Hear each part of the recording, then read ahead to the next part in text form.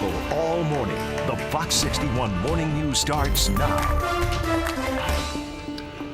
Honoring Queen Elizabeth II. The funeral is getting underway right now across the pond at Westminster Abbey.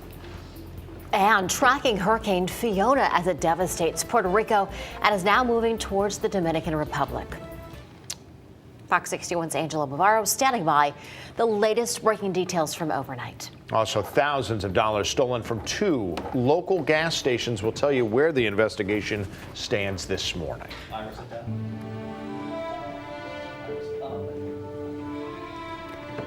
First at 6, the United Kingdom and people all around the world are saying their final goodbyes to Queen Elizabeth II. Good morning. Thanks so much for choosing the Fox 61 Morning News at 6. I'm Erica Arias. And I'm Tim Lammers. Good morning to you.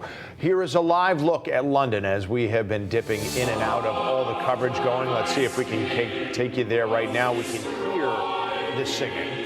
About 2,000 people are going to be attending, including world leaders and dignitaries. President Biden is there, as well as you can see as the Queen's coffin is being carried into Westminster Abbey right now. We are, of course, going to revisit these live pictures from London and bring you some of the service while it is happening. But once again, you are looking live right now.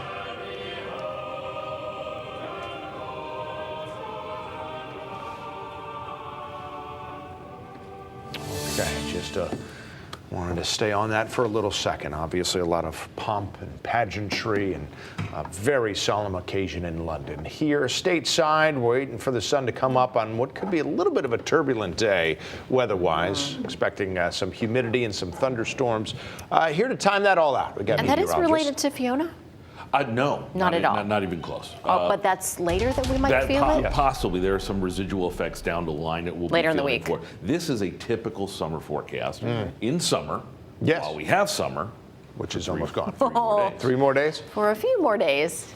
Just calling them as we see them. Yep. Good morning to you on this Monday. Temperatures are up, the humidity up. It was a glorious day yesterday in terms of the heat. It was also a day where we started to really bring in moisture, and as a result, some summer storms return later on this afternoon. There is the official change of seasons in the forecast for the 7 days. We'll talk about that. 65 in Hartford. Look at New Haven at 72, so very warm. Dew points are up as well. We're quiet on the satellite radar. West winds fairly light at this point.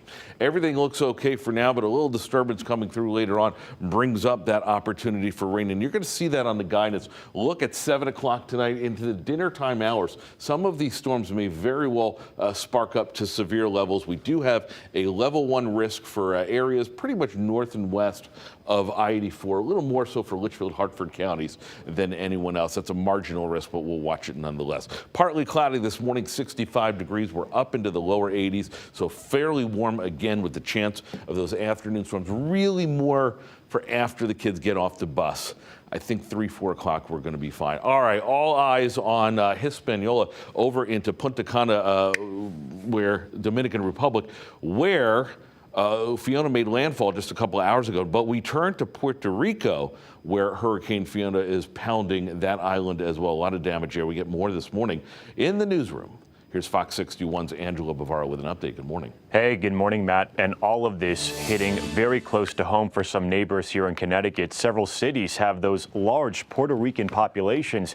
Places like Hartford, Bridgeport, Waterbury, Willimantic, all of those neighbors with family back on the island waking up this morning very anxious as they work to keep in touch with their loved ones dealing with those power issues. Take a look at this. Floodwaters caught on camera wiping out this bridge, which the National Guard first installed after Hurricane Maria ravaged the same region back in 2017. Fiona making landfall on the island's southwest coast as a Category 1 storm, clocking 85-mile-an-hour winds. Forecasters are citing the potential of 12 to 18 inches of rain and, in some spots, even 3 feet of water. The violent gusts and torrential downpours also knocking out power across the entire island on Sunday. Puerto Ricans here in Connecticut describing to me the emotional toll of this situation, especially as tomorrow marks 5 years since Hurricane Maria made landfall. we're piling basically, these issues, these emotional traumas, one on top of the other, because you haven't yet recovered from Maria when you are now already dealing with another storm that's causing a lot of damages. And the mental health is always, and it's not just in the island, but it happens, everywhere, where mental health is always, relegated as, okay, yeah, we have to deal with it, but then nobody really deals with it the proper way. I think that we have children that already went through the trauma of Maria, not being able to go to school for a whole year, and not being able to function and in society the way that they were used to. Now they have to relive it 5 years later. The company in charge of running the island's power grid says it could take days to fully restore electricity.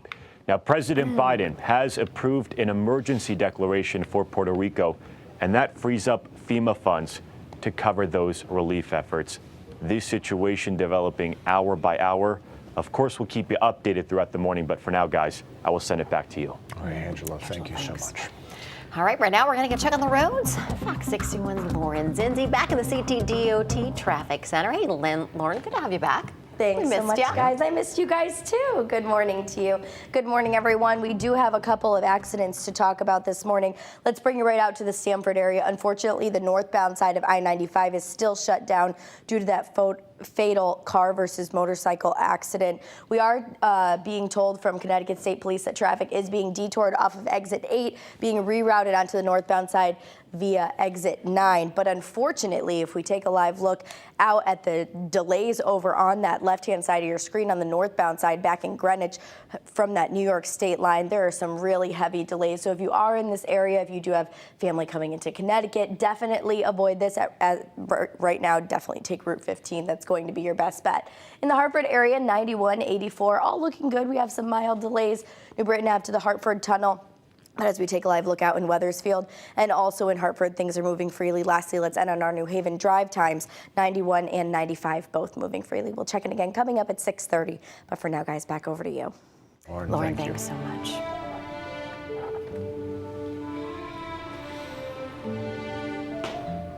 And we continue our coverage into the Queen's State Funeral Service right now. We're taking a live look from Westminster Abbey. Around 2,000 people are in attendance there. Now, after this morning's funeral service, there will be 2 minutes of silence, followed by the national anthem and a lament played by the Queen's Piper. Let's listen in for a minute. To commit her to the mercy of God, our Maker and Redeemer. With gratitude, we remember her unswerving commitment to a high calling over so many years as Queen and head of the Commonwealth. With admiration, we recall her lifelong sense of duty and dedication to her people. With thanksgiving, we praise God for her constant example of Christian faith and devotion. With affection, we recall her love for her family and her commitment to the causes she held dear.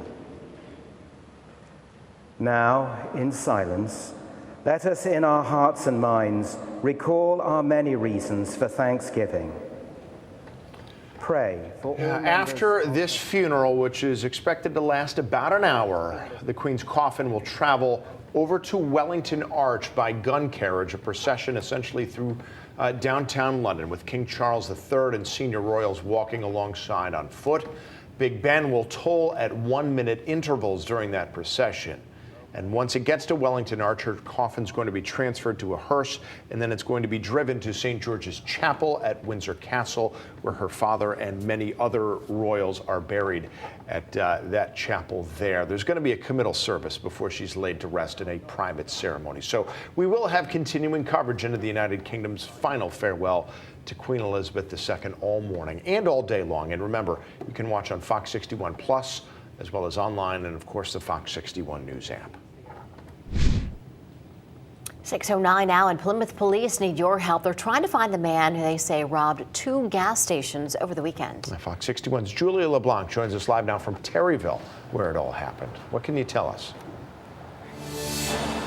Hi, good morning to you both. We want to let you know right off the top that nobody was injured in either of these incidents, but obviously a very scary situation for the people working at both of these gas stations, which are sitting literally right next to each other. This all happened just after 6:30 on Saturday night, where there were 2 armed robberies at 2 gas stations right here on Main Street. One of them happening here at Citgo, then the other one happening literally right next to Citgo at the Gulf gas station.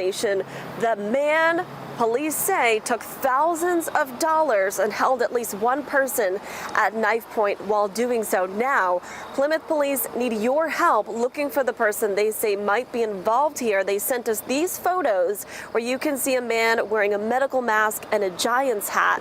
Now, one of the gas station attendants who was working at the time says he was outside when the man put a knife to his neck and then demanded money. He says the man then stole $5,000 worth of cash and lottery tickets. Now, someone working at Citgo says they lost almost $4,000.